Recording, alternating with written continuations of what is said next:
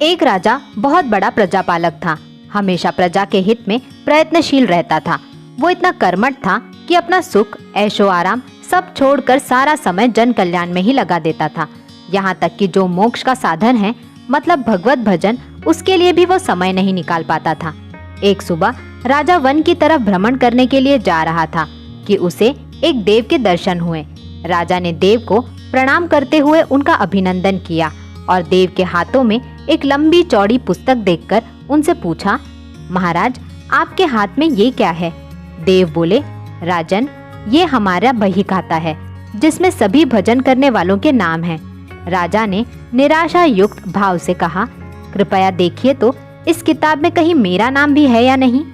देव महाराज किताब का एक एक पुष्ट उलटने लगे, लेकिन राजा का नाम कहीं भी नजर नहीं आया। राजा ने देव को चिंतित देखकर कहा, महाराज, आप चिंतित ना हो, आपके ढूंढने में कोई भी कमी नहीं है।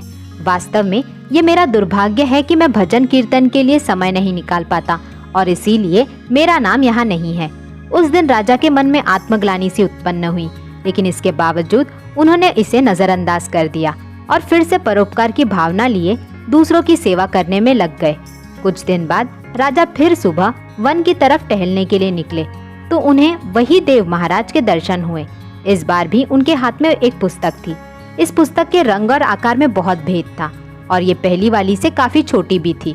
राजा ने फिर उन्हें प्रणाम करते हुए पूछा, महाराज, आज आप कौन सी बही खाता आपके हाथों में लिए हुए हैं? देव ने कहा, राजन, आज के बही खाते में उन लोगों का नाम लिखा है जो ईश्वर को सबसे अधिक प्रिय है।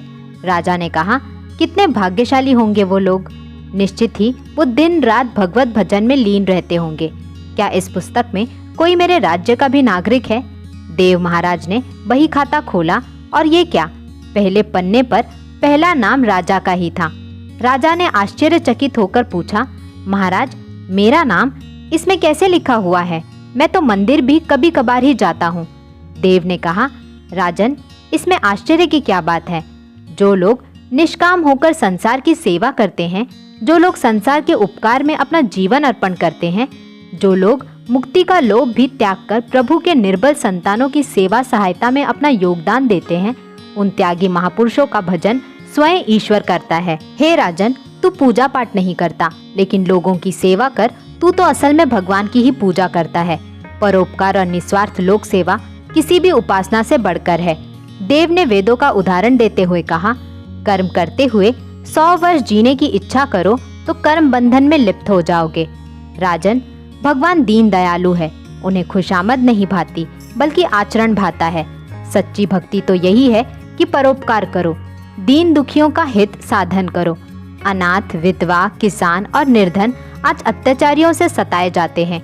इनकी यथाशक्ति सहायता और सेवा करो और यही परम भक्ति है। राजा को आज देव के माध्यम से बहुत बड़ा ज्ञान मिल चुका था और अब राजा भी समझ गया कि परोपकार से बड़ा कुछ भी नहीं है और जो परोपकार करते हैं वही भगवान के सबसे प्रिय होते हैं। दोस्तों, जो व्यक्ति निस्वार्थ भाव से लोगों की सेवा करने के लिए आगे आते हैं, परमात्मा हर समय उनके कल्याण के लिए यत्न करता है। हमारे पूर्वजों ने कहा भी है, दूसरों के लिए जीना, दूसरों की सेवा को ही पूजा समझकर कर्म करना, परोपकार के लिए अपने जीवन को सार्थक बनाना ही सबसे बड़ा पुण्य है। और जब आप भी ऐसा करेंगे तो खुद ही आप वो ईश्वर के प्रिय भक्तों में शामिल हो जाएंगे। आई होप आपको ये कहानी पसंद आई होगी। तो फिर देर किस बात की, जल्दी से लाइक और शेयर कर दीजिए और ऐसे ही प्रेरणादायक कहानियों के लिए मेरे इस चैनल को सब्सक्राइब करें।